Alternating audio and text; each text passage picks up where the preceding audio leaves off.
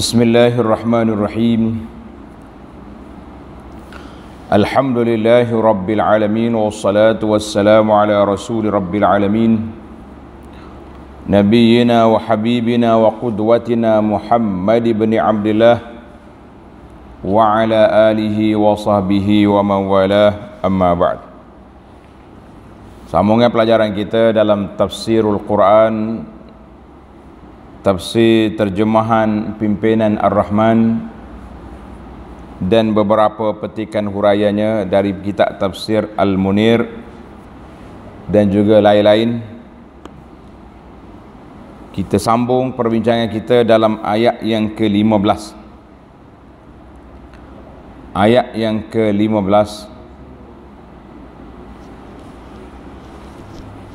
أعوذ بالله السميع العليم من الشيطان الرجيم ووصينا الإنسان بوالديه إحسانا حملته أمه كرها ووضعته كرها وحمله وفصاله 30 شهرا حتى إذا بلغ أشده وبلغ 40 سنة قال رب أوزعني أن أشكر نعمتك التي أنعمت علي وعلى والدي وأن أعمل صالحا ترضاه وأصلح لي في ذريتي إني تبت إليك وإني من المسلمين أولئك الذين نتقبل عنهم أحسن ما عملوا ونتجاوز عن سيئاتهم في أصحاب الجنة وعد الصدق الذي كانوا يوعدون. Balik pada ayat kita. Wa wassayna al-insana biwalidayhi ihsana. Dan kami wajibkan manusia berbuat kebaikan kepada kedua ibu bapanya. Tengok nota di bawah, dia kata mulai ayat ini sehingga ayat 19. Ayat 15 sehingga 19 menerangkan kewajipan anak berbuat baik kepada ibu bapa serta taat menerima ajaran-ajaran baik yang diberi oleh mereka supaya mendapat balasan yang baik. Kalau tidak, maknanya kalau mu tak buat baik, buruk padanya. Dah tunggulah balasan Allah Ta'ala akan beri kepada orang yang derhaka kepada ibu bapa. Balik kepada terjemahan. حملته أمه كرها ووضعته كرها. Ibunya telah mengandungnya dengan anak-anak. Ibunya telah mengandungnya dengan menanggung susah payah. Payah mengandung ni. Suka nak boleh anak tapi ke Allahu Akbar susah. Mula-mula start mabuk dia panggil. Tu juga sudah lah. Ada ibu terpaksa masuk hospital, tak lalu makan lah, macam-macam dia punya menjadi, dan telah melahirkannya dengan menanggung susah payah. Nak beranak pula payah awal. Nak boleh keluar anak tu. Masuk bulan terakhir tu duk mikir lama dia ni, payah kau senang beranak.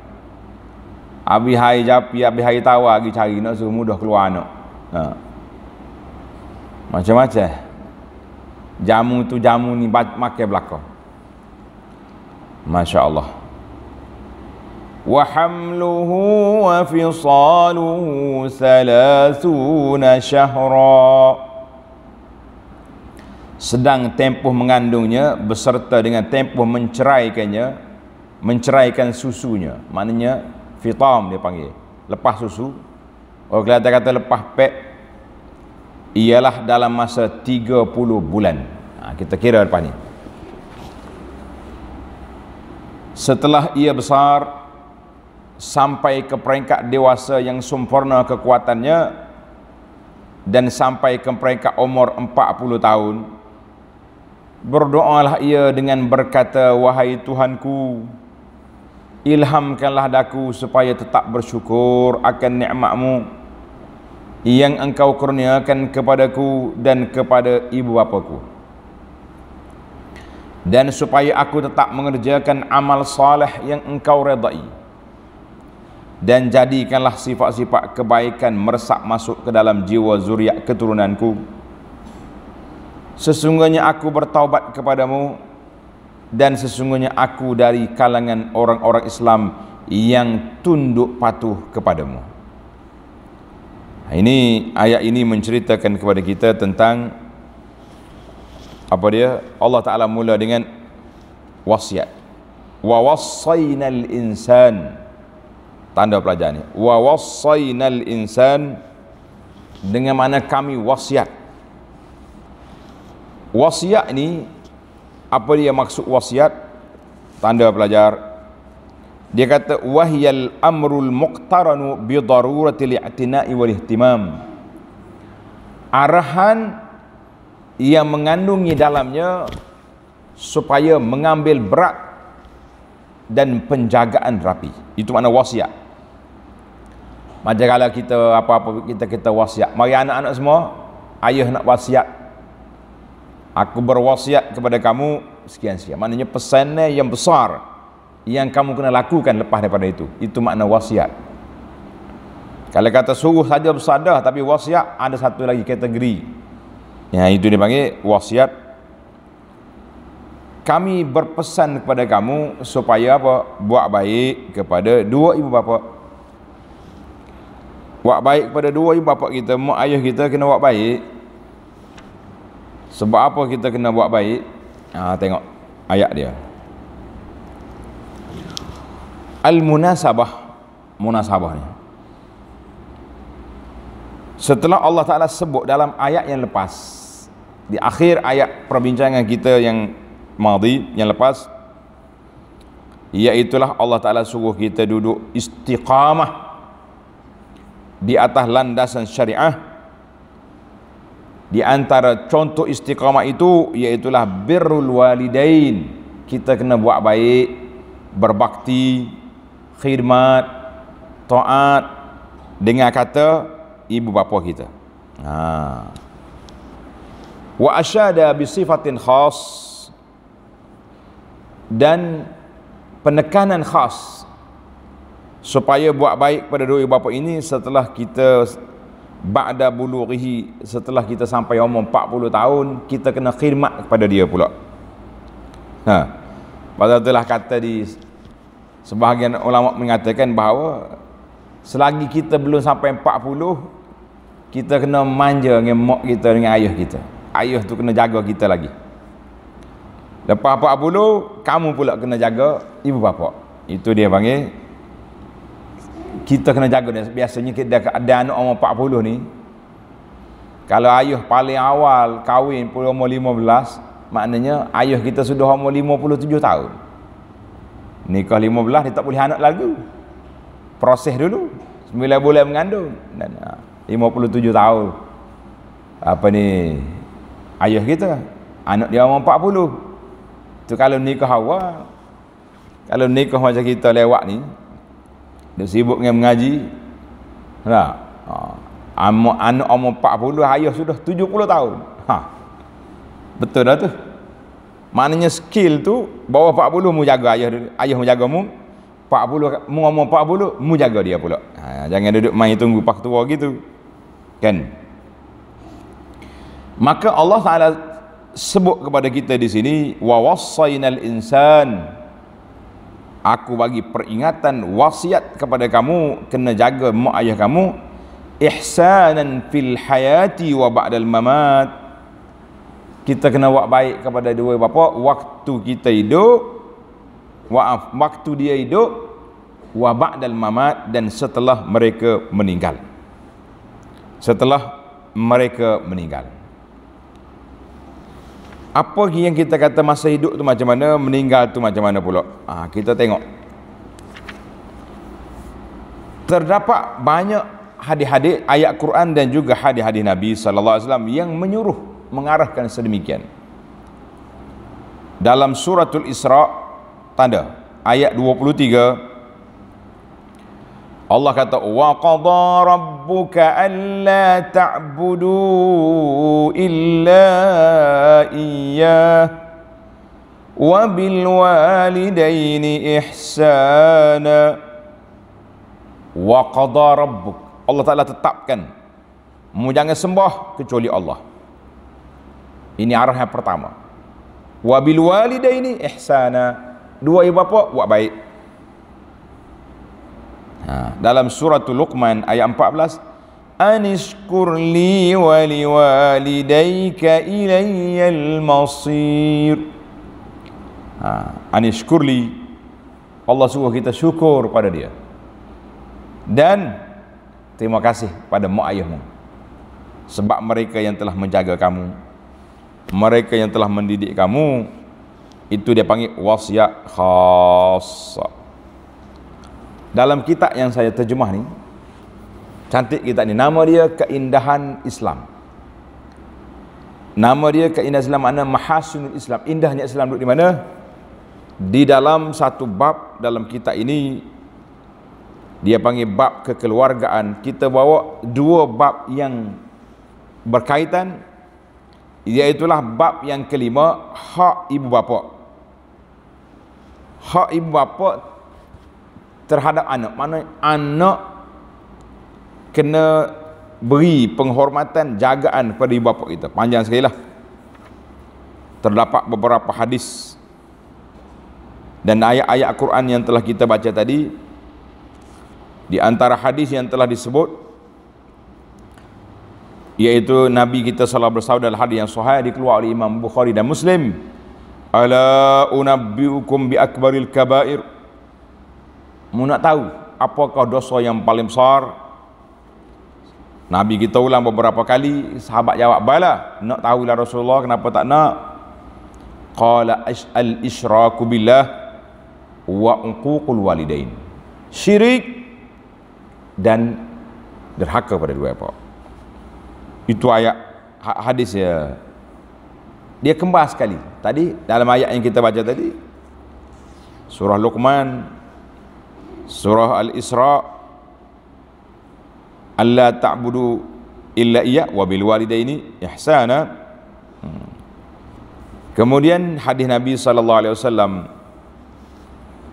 jaa rajulun ila Rasulillah sallallahu alaihi wasallam, seorang laki-laki datang bertanya Nabi sallallahu alaihi wasallam, man ahaqqun nasi bi husni sahabati, siapakah manusia yang paling berhak untuk aku buat baik pada dia, layan mereka? Qala ummuk, ibumu. Qala summa man, siapa lagi? Ummuka, makmu. Qala summa man, siapa lagi? Qala summa ummuka, kemudian siapa dia? Mama kamu. Atau dulu ayat 3 tu, ibumu. Nabi kita ulang 3 kali. Qala summa man, qala summa abuk, kemudian bapakmu. Ayah ni lepas dapat 3 kali ke mak baru boleh ayah. Sebab apa? Sebab ayat yang kita akan baca nanti, insya-Allah. Allahu Akbar. Banyak lagi lah larangan-larangan daripada kita laknat mak ayah kita dengan cara kita laknat ayah orang lain, kan? Hadis itu dalam Bukhari dan juga Muslim. Hadis 3 kali tadi riwayat Bukhari dan Muslim. Ada lagi hadis lain riwayat Abu Daud. Seorang laki-laki datang bertanya Nabi sallallahu alaihi wasallam, dia kata, ya Rasulullah, apakah masih ada lagi cara untuk aku terus berbakti kepada dua-dua ibu bapaku setelah mereka mati? Waktu hidup tahulah nak khidmat, lepas dia mati macam mana? Maka Nabi SAW sebut, na'am as-salatu alaihima, kamu sentiasa berdoa. Tanda dia anak berdoa kepada ibu bapa kita, Rabbighfirli wa liwalidayya, wal istighfaru lahuma, dan kita istighfar minta ampun pada dua-duanya,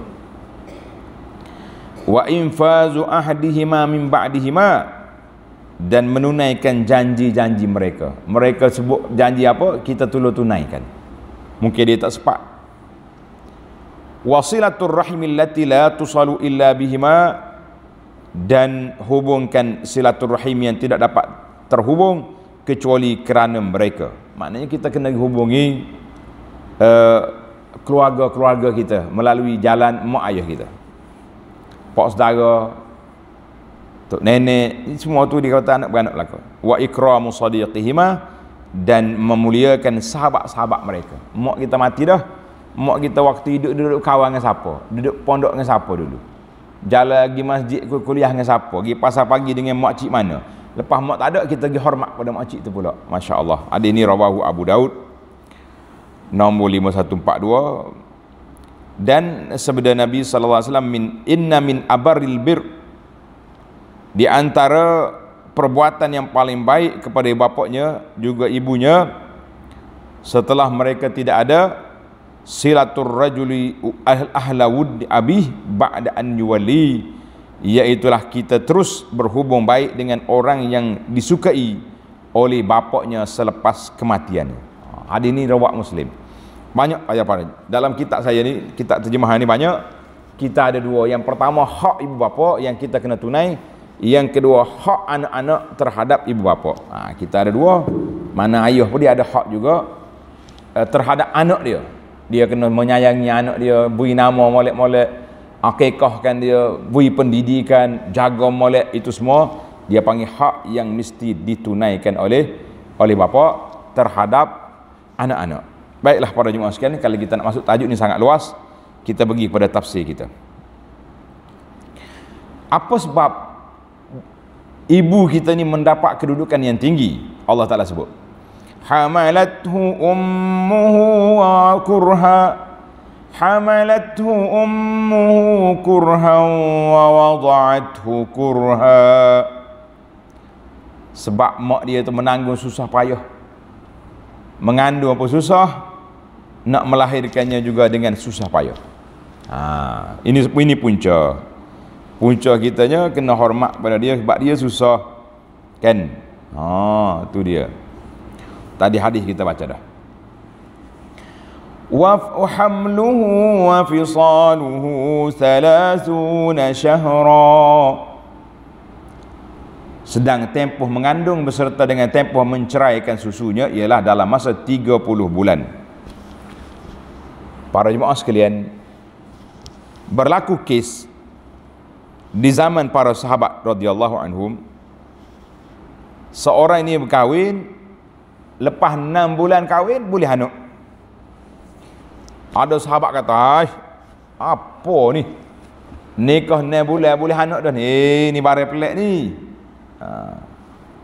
Mari Sayyidina Ali radhiyallahu anhu, Ali kata tak, kalau siapa dia kahwin lepas 6 bulan boleh anak, sah anak dia, kandungan dia benar.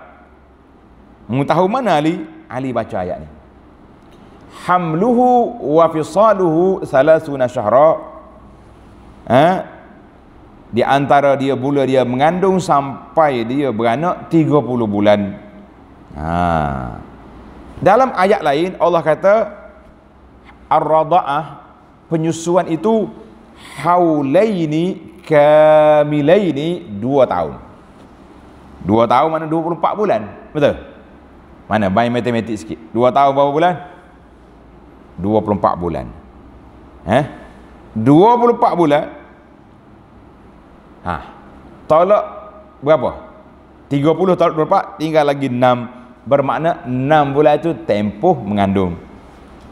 Allahu Akbar. Ini istimbak yang cukup mantap daripada Sayyidina Ali, kemudian diikrarkan oleh para sahabat yang lain. Maknanya Tengoklah, kalau ibu dia mengandung 9 bulan, maka tempoh menyusu dia berapa? 21 bulan. Anak cukup 30. Kalau dia mengandung 7 bulan, tempoh dia menyusu berapa? 23 bulan. Kita tengok. Yang pentingnya tempoh hak anak itu daripada masuk duduk dalam perut mak sampai habis susu 30 bulan.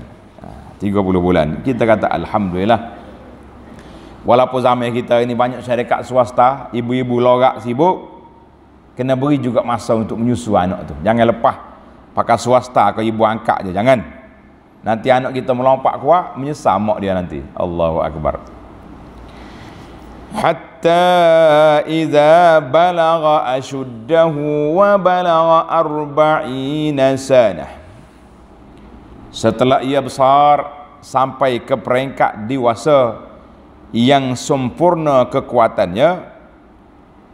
Jadi bila kita ni bila dah besar, mulai orang panggil jadi pemuda dah, ketika tu kita kuat dah lah tu kan. Jadi para ulama tafsir kata balagha asyuddahu di sini iaitulah di antara umur 30 hingga 40. Itu dia panggil umur peringkat matang. Peringkat awal-awal ni bukan tidak begitu matang lagi lah.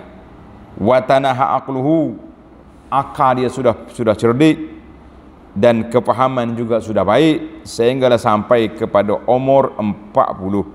Wa balagha 40 sanah, sampai kepada umur dewasa iaitu umur 40 tahun. Pasal itulah ahli-ahli persatuan hari ini dia kata pemuda tu setakat umur 40. Lepas 40 jadi pengtua pula kita dah. Pengtua lah pula. Masya-Allah. Kata di sebahagian ulama kata qila nabi-nabi alaihimussalatu wassalam semua dibangkit ketika umur yang 40 tahun. Nabi dibangkit umur berapa? Umur 40 tahun. Maknanya umur cukup matang baru jadi nabi. Belum daripada tu irhasat, persiapan nak jadi nabi dengan perangai baiknya, dengan kecuali tanda. Ini maklumat. Illa ibnail khalah, dua orang anak mak saudara. Siapa dia? Nabi Isa dengan Yahya alaihi wassalatu wassalam. Sebab Nabi Isa awal lagi jadi nabi, kerana waktu dia diangkat ke langit umur dia baru awal 30. Ada kata 33 tahun. Pahala ni pun 33 tahun situ umur dia muda. Tak tua-tua dia sampai dia turun semula ke bumi di akhir zaman nanti insya-Allah. Dan juga Yahya, sebab Yahya dengan Nabi Isa, dua nabi ni sebaya dekat-dekat umur dia. Allahu akbar. Yahya yang jaga Sayyidah Maryam siapa dia? Zakaria kan? Yahya dekat. Itulah kata di para ulama bincang tentang babalagha asyuddahu. Bila sampai umur 40 kita berkata, qala rabbi auzi'ni an ashkura ni'mataka allati an'amta alayya wa ala walidayya. Berdoalah dia bila sampai umur 40 tahun, berdoalah ia dengan berkata, wahai Tuhanku. Dengar ni, dengar pemuda-pemuda yang sudah sampai 40 tahun, dengar. Kita kena berdoa. Wahai Tuhanku, ilhamkanlah daku supaya tetap bersyukur akan nikmat-Mu yang Engkau kurniakan kepadaku. Sebab 40 tahun dah kita hidup di atas dunia ni. Mana kita kena doa biar terus bersyukur kepada Allah Azza wa Jalla. Dan juga kepada ibu bapaku, mak ayah aku tolong jaga aku, tolong didik aku, tolong jaga aku sampai sekarang ni. Itu untuk kita ibu bapa, dan supaya aku tetap mengerjakan amal soleh yang Engkau redai. Kita nak minta istiqamah. Aku lah ni baik, ya Allah, mintalah terus sampai ke mati. Masya Allah. Wa aslih li fi zurriyati, dan jadilah sifat-sifat kebaikan meresap masuk ke dalam jiwa zuriat keturunanku. Ini sebagaimana kita jadi orang baik, Kita nak apa? Kita nak Allah Ta'ala jadikan anak cucu kita juga orang baik. Kalau tidak, tak ada faedah kita hidup di dunia ni kan? Kalau kita tak juru, anak kita juga jadi gitulah. Na'udzubillah. Nak suruh anak jadi baik, ibu bapa dulu kena baik. Nak tengok anak juru, mak ayah dulu kena juru. Ni asyik duk celek mata kan anak je. Basah budak. Basah mak lah. Pok lah tak betul je. Ingat. Allahu Akbar. Berapa dah kita? Syukur, nikmat. Doa istiqamah. Doa untuk kebaikan anak-anak. Kemudian apa dia lagi? Yang keempat, inni tubtu ilaik. Dan sungguhnya aku bertaubat padamu. Wa inni minal muslimin, dan sungguhnya aku dari orang Islam yang tunduk patuh. Jadi 5 perkara kita kena buat. Tulis ini, kata Al-Imam Al-Hafiz Ibnu Katsir rahimahullahu ta'ala, ayat ini menjadi isyarat kepada orang yang sudah sampai umur 40 tahun. Bila sampai 40 tahun, an yujaddidat taubah, mesti kita memperbaharui tekad kita, taubat kita, wal inabah, kembali kita kepada Allah Azza wa Jalla, dan berazam untuk menjadi orang yang baik, orang yang istiqamah, orang yang patuh kepada Allah Azza wa Jalla. Ini mana peringkat umur 40 dipanggil peringkat peralihan. Kalau lara lagi lepas 40, ini parok dia ni. Na'udzubillah. Pasal itulah dalam doa Ibnu Mas'ud radhiyallahu anhu yang diriwayatkan oleh Abu Daud, dia kata doanya ada marfu' tapi dhaif. Kata di Syekh Arnaud mauquf sahih. Dia kata Allahumma alif baina qulubina wa aslih zata baina wahdina subulas salam wa najjina minaz zulumati ila nur wa jannibna al fawahish ma zahara minha wa ma batan wa barik lana fi asma'ina wa absarina wa qulubina wa azwajina wa zurriyatina. Tengok dalam doa ni lengkap. Kita minta Allah Taala hidup kita, keluar kita daripada zulumat dosa-dosa, duduk ke atas jalan yang benar, cahaya iman, dan jauhkan kita daripada fawahish, segala benda keji, yang zahirnya yang batinnya. Dan berkatilah pendengaran kita, penglihatan kita, hati kita, isteri kita, anak-anak kita, cucu kita. Wa tub alaina innaka antat tawwabur rahim waj'alna syakirina li ni'matik musnina biha alayka qabiliha wa atimha alaina. Jadi kita minta jadi orang syukur. Mana doa ni lengkap seperti doa yang disebut dalam ayat 15 ini. Tuan-tuan carilah dalam Abu Daud, doa dia bermula dengan Allahumma alif baina qulubina. Sekarang ni masya-Allah aplikasi cari hadis tu mudah sangat. Alhamdulillah. Baik. Habislah kita. Kemudian Allah Taala sebut, bila kita ini sifat kita, apa kita dapat? Ulaika allazina nataqabbalu anhum ahsana ma amilu. Mereka yang bersifat dengan sifat-sifat yang terpuji seperti itu ialah orang-orang yang kami terima dari mereka akan amalnya yang baik yang mereka telah kerjakan. Allahu Akbar. Wa natajawazu an sayyiatihim fi ashabil jannah,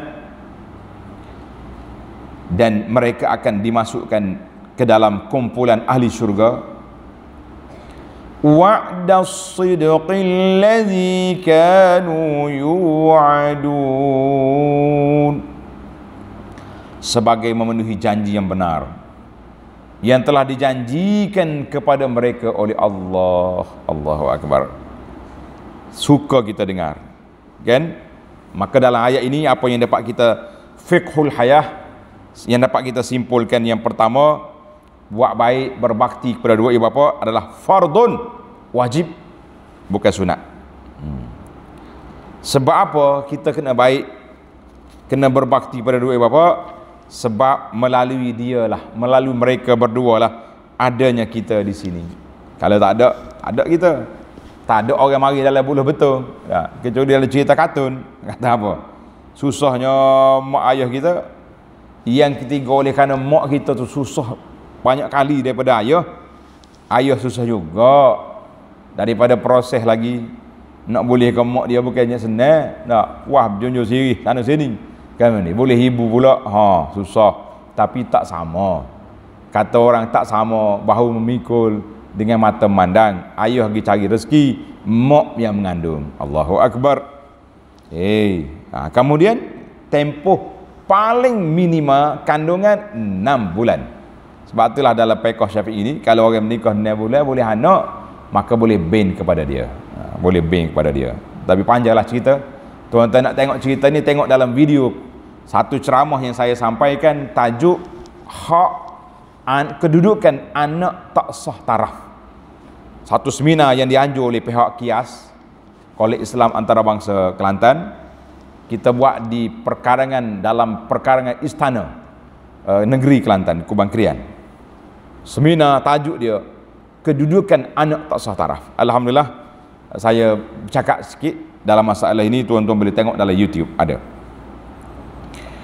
Jadi yang kelima, tempoh paling minima mengandung itu berapa? 6 bulan. Yang keempat, bulughul asyad, maknanya sampai umur matang, umur cerdik tu iaitulah umur 40 tahun. Maknanya kata di para ulama psikologi, sebelum 40 kita masih lagi duduk di bawah jagaan ibu bapa kita. 40 barulah kita pula jaga dia. Kata-kata apa ni, kata ahli motivasi, ahli pendidikan, dia kata sentiasalah seorang laki-laki itu kanak-kanak sehingga mati mak dia. Ini dia panggil mujarrab. Mujarrab ni maknanya satu pengalaman lah kita hidup dengan mak kita ni. Masya Allah, tabarakallah. Selagi mak kita ada, kita ni bersama mana pangkat pun jadi kanak-kanak lah dengan mak kita tu. Dia panggil begitu, yang orang lain panggil Datuk lah, Tan Sri lah, Datuk Sri. Tan Sri, Datuk Sri dah. Mai dengan mak kita, mung. Nyobuyat tu ya. Ambil bil elektrik aku pergi bayar. Kita kata Masya Allah, mak ni kerja opeh boy saya ni. Tapi mak kita dia tak nampak pangkat kedudukan kita, dia nampak mu tu anak dia.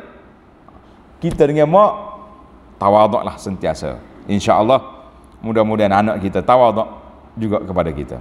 Bila sampai kepada umur 40, kata di Sayyidina Ali radhiyallahu anhu, tanda Sayyidina Ali ni. Ali ni kata, ayat Rabbi auzi'ni ni turun kepada Sayyidina Abu Bakar As-Siddiq. Allahu Akbar. Sangat-sangat jelas lah kan. Kalau turun pada Sayyidina Abu Bakar, kita kata betul. Abu Bakar ni siapa orangnya? Abu Bakar ni siapa? Masya Allah, tabarakallah. Ali kata ayat ini turun kepada Sayyidina Abu Bakar. Lagu mana cerita dia?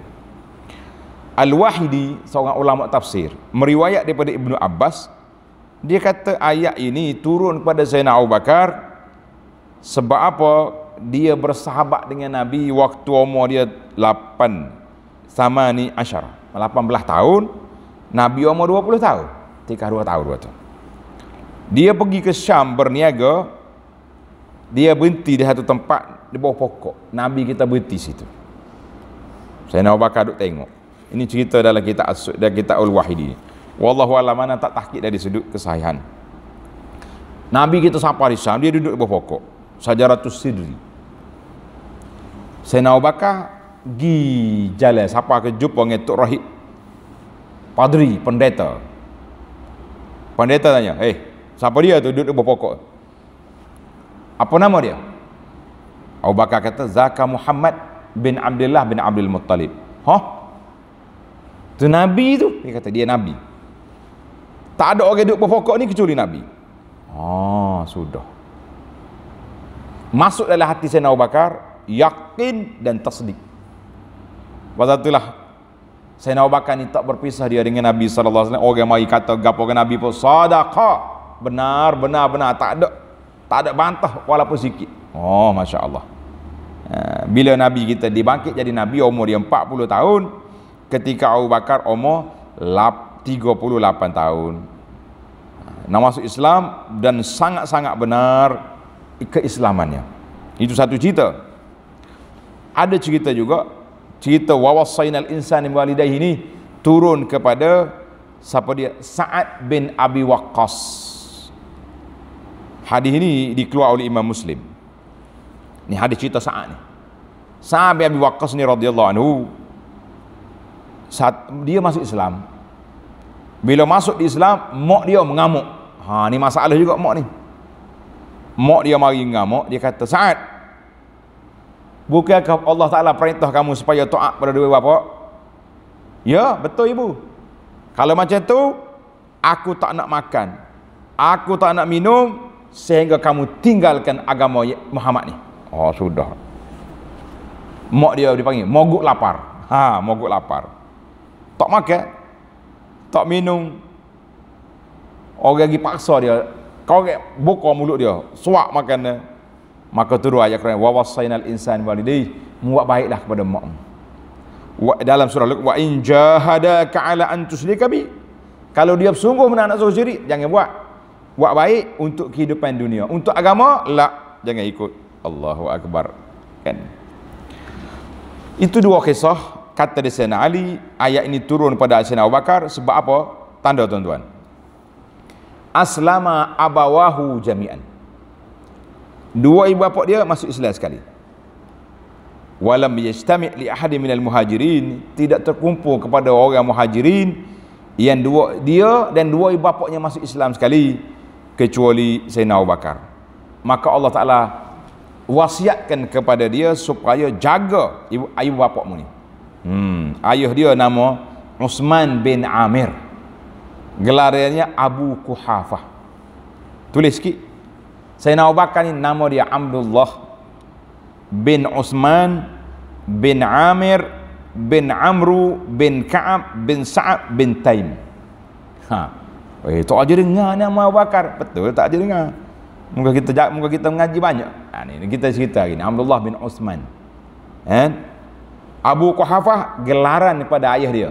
Gelaran pada ayah dia Abu Quhafah. Gelaran Abu Bakar, Abu Bakar. Habis. Bukan nama dia. Allahu akbar. Hari ni kita jumpa nama Sayyidina Abu Bakar. Mak dia nama apa? Mak dia gelaran dia Ummul Khair. Ummu Al-Khair. Nama dia Salma binti Sakhar bin Amir bin Ka'ab bin Sa'ad. Wa ummu abihi Abi Quhafah, nama dia Qailah. Mak dia nama Qailah. Mak ayah dia, nenek dia lah. Wa imra'atu Abi Bakar ismuha Qutailah. Ada lagi.